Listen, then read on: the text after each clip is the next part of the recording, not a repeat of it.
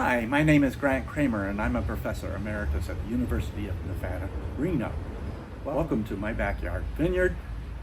Season 3, Episode 5, we'll be talking about leaf pull and tip maintenance. Now, it's very important right after fruit set to do some leaf pull, if not extensive leaf pull, depending on the size and age of your vines and the environment that you're in.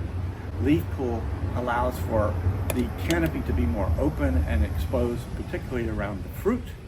And shoot tip maintenance, in my case, is going to be helpful for me in terms of shaping my vines, as you'll see in a moment. My Backyard Vineyard, Season 3, Episode 5, Leaf Pull and Tip Pruning. Well, it's May 2nd, and the vineyard is growing very well. And in fact, you might argue too well. Just look at the size of these tendrils. They're very large. They're getting plenty of water right now, but it's just before bloom. So I want to make sure I have enough water on the vines to get good fruit set.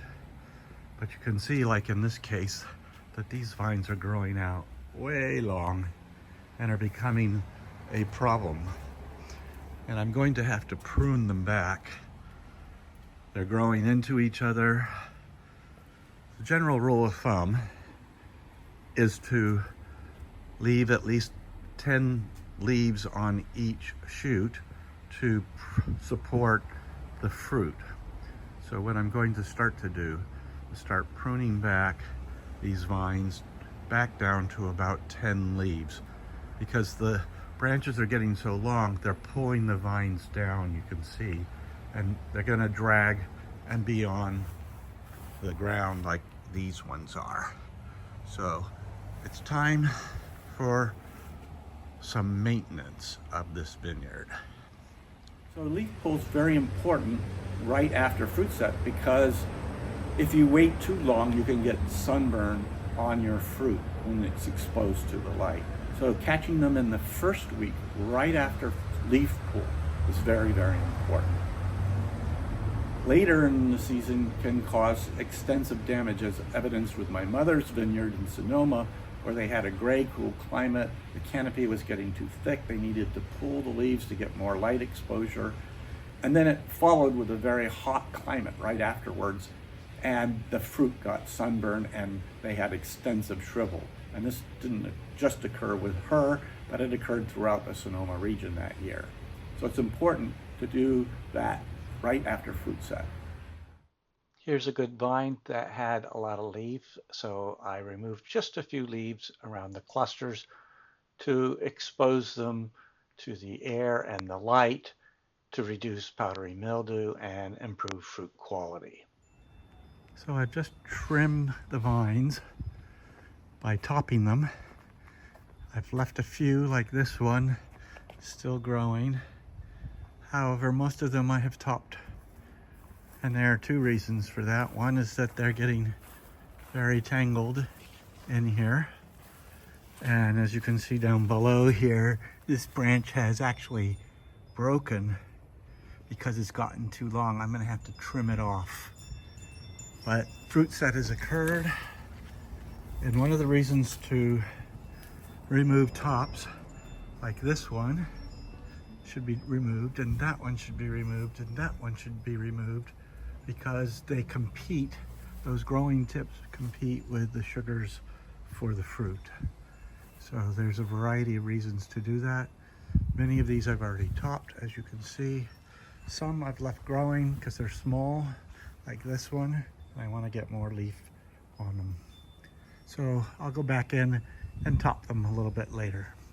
When tip pruning, as seen here on the right, with the arrow farthest to the right pointing to the tip that's been pruned, laterals will start to develop more quickly because the tip has apical dominance due to hormonal regulation of the lateral buds.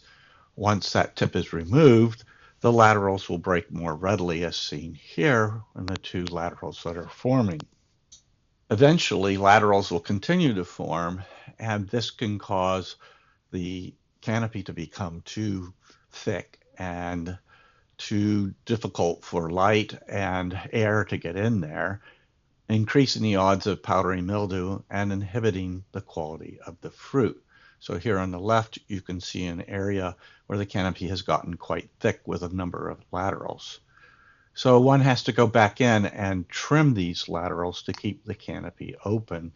As the season progresses, there'll be fewer and fewer laterals that will break, but you do need to go back in and check for them.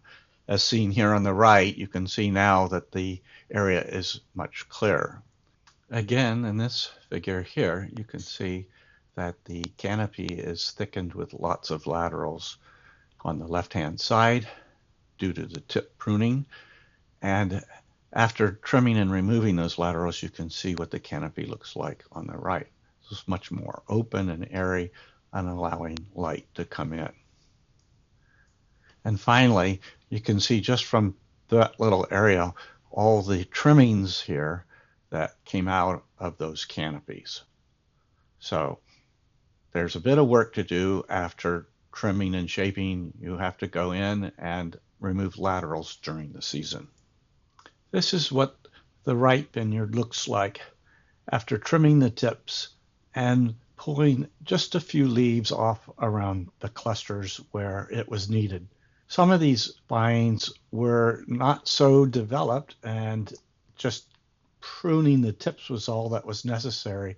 The clusters were readily exposed already. And this is what the left vineyard looked like after trimming as well. You can see how erect the shoots are, which I'm very happy about. I like this kind of shape. Well, that's it. I hope you enjoyed this video. If you like this video, then please like it on my YouTube channel. There are other videos on my YouTube channel that you might wish to subscribe to the channel in order to more easily find them. These include other videos on viticulture, on enology and winemaking, on grape varieties and the qualities and characteristics of those grape varieties, and also on plant physiology. Have a great day.